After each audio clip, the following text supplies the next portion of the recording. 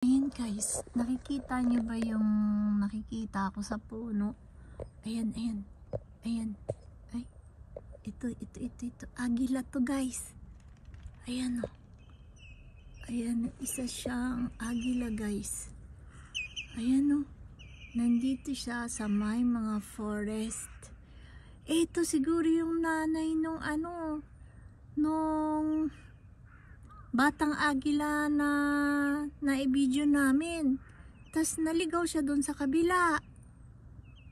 Hala. Alayo na. Ito yun eh. Nanay niya siguro to.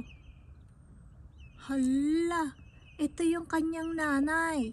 Tapos yung nandoon sa nakita namin sa bridge na may mga kasamang uwak. Ayun ang anak. Oh, baka nga. Kasi ito matandang hawk na siya Tingnan nyo guys, hindi ko na ma-zoom ang aking cellphone. Ayan, sinusum ko siya.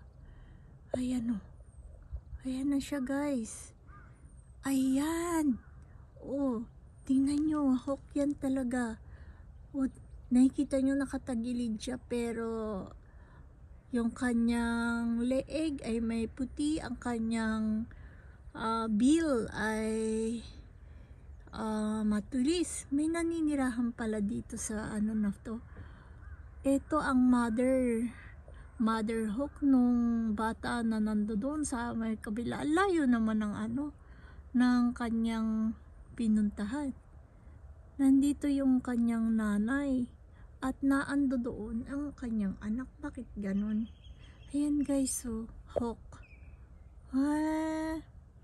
Subarashi talaga ang nature, no?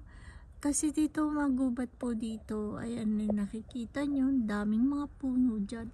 May naninirahan palang hawk dyan. Ayan Ayan guys, Ngayon, ayan yung nanay, nakita nyo na. Pero yung gusto ko ipakita video ay ang anak niya at ang uwak po. Magkakasama talaga sila. Ayan.